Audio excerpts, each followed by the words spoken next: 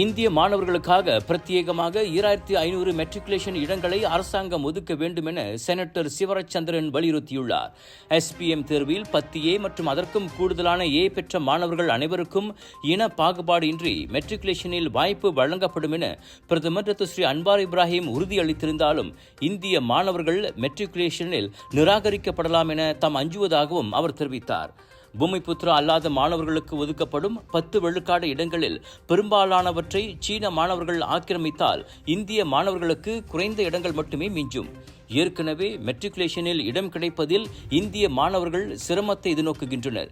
இப்போது நிலைமை மேலும் சிரமமாக இருக்கக்கூடும். எனவே இந்திய மாணவர்களுக்கு 2500 மெட்ரிகுலேஷன் இடங்களை ஒதுக்கும்படி கேட்டுக்கொள்வதாக சிவராஜ் தெரிவித்தார். உயர்கல்வித்துறையில் இந்திய மாணவர்கள் பின்தங்கிவிடாமல் இருப்பதை இது உறுதிப்படுத்தும். பெரும்பாலான இந்திய மாணவர்கள் SPM தேர்வில் 9 பாடங்களை மட்டுமே எடுத்திருக்கக்கூடும்.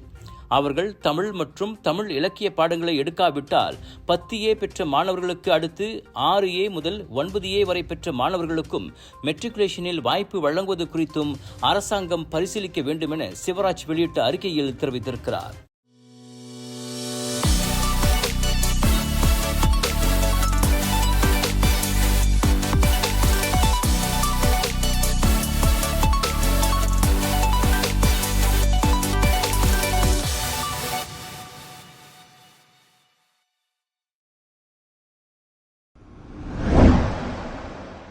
பரிகத்தா நேஷனலில் மற்றொரு உறுப்பு கட்சியாக இந்தியர்களை அடிப்படையாக கொண்ட உரிமை கட்சியை சேர்த்துக் கொள்ள வேண்டிய அவசியம் தேவையில்லை என பாஸ் கட்சியின் துணைத் தலைவர் துவான் இப்ராஹிம் துவான்மான் தெரிவித்திருக்கிறார்.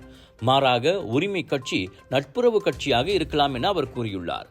ஏற்கனவே இந்தியர்களை அடிப்படையாக கொண்ட MIPP எனப்படும் மலேசிய இந்தியர் மக்கள் கட்சியை அண்மையில் பரிகத்தானில் உறுப்பு கட்சியாக சேர்த்துக் கொள்ளப்பட்டதாக துவான் இப்ராஹிம் சுட்டிக்காட்டினார். பாஸ் கட்சியின் ஆலோசனை இதுதான் என்பதால் பரிகத்தா நேஷனல் கூட்டணியில் இணையும் எந்த ஒரு விண்ணப்பங்களும் அந்த எதிர்க்கட்சியின் உயர்மட்ட தலைவர்களால் விவாதிக்கப்பட வேண்டும் என அவர் தெரிவித்தார்.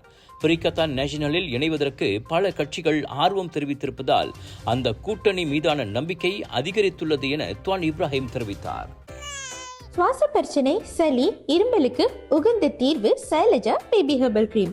துளசி, கரிஞ்சீரகம், கிராம்பு போன்ற மூலிகைகளால் கொண்டு தயாரிக்கப்பட்டுள்ள சைலஜா பேபி ஹெர்பல் கிரீம் உங்கள் குழந்தைக்கு சிறந்த தேர்வு. 2 வாரங்களுக்கு முன் வங்காளதேச பிரஜை ஒருவரை கொலை செய்ததாக இருவர் மீது மாஜிஸ்ட்ரேட் நீதிமன்றத்தில் குற்றம் சாட்டப்பட்டது. 36 வயது வங்காளதேச ஆடவர் முகமது மிலோன் மியா மற்றும் உள்நாட்டைச் சேர்ந்த 64 வயது காதர் பாஷா என்ற காதிர் ஒலி முகமது ஷாரிஃப் ஆகியோர் பங்சார் ஜலன் டிராவல்ஸில் ஜூன் 16ஆம் தேதியன்று காலை மணி 7:39 அளவில் அப்பு சந்திரா பர்மோ என்பவரை கொலை செய்ததாக மாஜிஸ்ட்ரேட் இல்லி மரிஸ்கா கலிசான் முன்னிலையில் குற்றம் சாட்டப்பட்டனர். கொலை குற்றச்சாட்டு மீதான வழக்கு விசாரணை உயர் நீதிமன்றத்தின் அதிகாரத்துக்கு உட்பட்டது என்பதால் குற்றம் சாட்டப்பட்டவர்களிடம் வாக்குமூலம் பதிவு செய்யப்படவில்லை. தண்டனை சட்டத்தின் 302வது விதியின் கீழ் அவர்கள் மீது குற்றம் சாட்டப்பட்டது. குற்றச்சாட்டு நிரூபிக்கப்பட்டால் மரணம் அடையும் வரை தூக்கு அல்லது 40 ஆண்டுகள் வரை சிறை மற்றும் 12க்கும் குறைவான பிரம்படி ஆகியவை அவர்களுக்கு விதிக்கப்படலாம். அவ்விருவருக்கும் எதிரான குற்றச்சாட்டு ஆகஸ்ட் 29ஆம் தேதி மீண்டும் மறுவாசிப்புக்கு வரும்.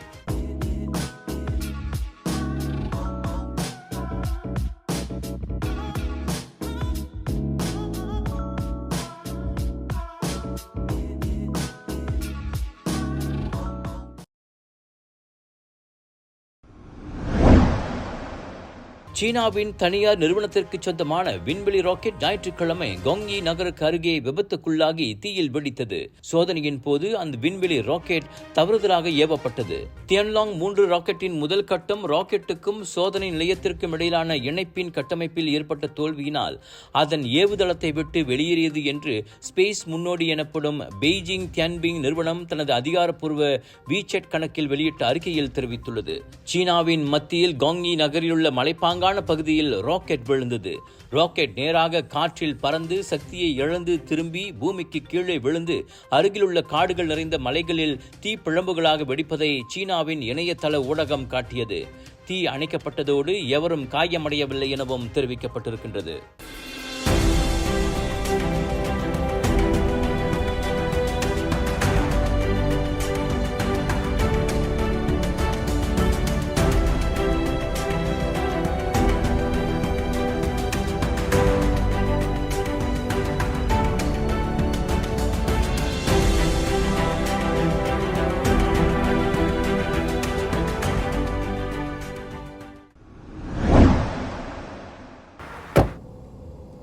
Just watch me. Charge!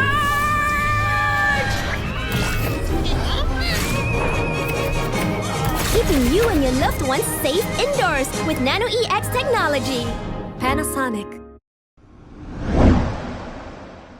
மேட்ரிட்டிலிருந்து உருகுவேவின் மொன்டிவீடியோ நகருக்கு சேவையில் ஈடுபட்டிருந்த ஏர் யூரோப்பா விமானம் காற்று கொந்தளிப்பினால் பாதிக்கப்பட்டதை தொடர்ந்து 30க்கும் மேற்பட்ட பயணிகள் காயமடைந்ததோடு அந்த விமானம் அவசரமாக தரையிறக்கப்பட்டது. பல ஆம்புலன்ஸ் வண்டிகள் தயாராக இருந்த வேளையில் 325 பயணிகளை கொண்டிருந்த அந்த போயிங் 7879 ட்ரீம் லைனர் விமானம் பிரேசிலின் நாட்டால் விமான நிலையத்திற்கு திருப்பிவிடப்பட்டதை தொடர்ந்து அந்த விமானம் அங்கு தரையிறக்கப்பட்டது. காயத்திற்குள்ளான 40 பயணிகள் நேட்டால் நகரில் உள்ள மருத்துவமனை மற்றும் கிளினிக்கிற்கு கொண்டு செல்லப்பட்டனர். காயமடைந்தவர்களில் Spain, Argentina, Uruguay, Israel, Bolivia மற்றும் ஜெர்மனி பிரஜைகளும் அடங்குவர். பல்வேறு காயங்களுக்காக 7 பயணிகள் தற்போது சிகிச்சையை மேற்கொண்டு வருவதாக ஏர் யூரோப்பா தெரிவித்தது. பயணிகளை ஏற்றி வருவதற்காக மெட்ரிட்டிலிருந்து விமானம் ஒன்று நெட்டாலுக்கு புறப்பட்டதாகவும் கூறப்பட்டது. காற்று கொந்தளிப்பு மிகவும் வேகமாக இருந்ததால் பல பயணிகள் காயமடைந்ததாகவும், எனினும் அவர்கள் அனைவரும் பாதுகாப்பு பட்டையை அணிந்திருந்ததால் அவர்களின் உயிருக்கு மிரட்டல் ஏற்படவில்லை என விமான பயணிகளில் ஒருவர் தெரிவித்தார். VSAT Solutions வழங்கும் Share the Love Sid Sriram படைக்கும் பிரம்மாண்ட இசை நிகழ்ச்சி ஜூலை 13ஆம் தேதி இரவு 7 மணிக்கு சிங்கப்பூர் எக்ஸ்போ ஹால் 7 நுழைவுச்சீட்டுகளை இப்போதே சிஸ்டத்தில் பெற்றுக் கொள்ளுங்கள். ஆதரவாளர்கள் ராயல் செக்யூரிட்டி மற்றும் நான்ஸ்கின்.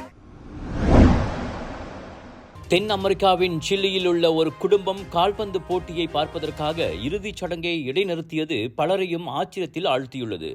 இறப்பின் சோகத்தை விடவா கால்பந்து விளையாட்டு முக்கியம் என பலரையும் கேள்வி கேட்கவும் வைத்துள்ளது.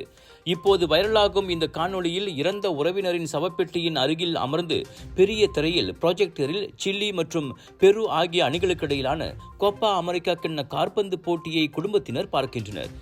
மேலும் சவப்பெட்டி மலர்கள் மற்றும் கால்பந்து வீரர்களின் ஜெர்சிகளால் அலங்கரிக்கப்பட்டுள்ளதை அந்த வீடியோவில் காண முடிகிறது. சவப்பெட்டிக்கு அருகிலுள்ள பூஜை அறையில் ஒரு சுவரொட்டியில் அங்கிள் ஃபேனா, நீங்கள் எங்களுக்கு வழங்கிய அனைத்து மகிழ்ச்சியான தருணங்களுக்கும் நன்றி, உங்களையும் உங்கள் குடும்பத்தையும் நாங்கள் எப்போதும் நினைவில் கொள்வோம் என்ற வாசகம் எழுதப்பட்டிருந்தது.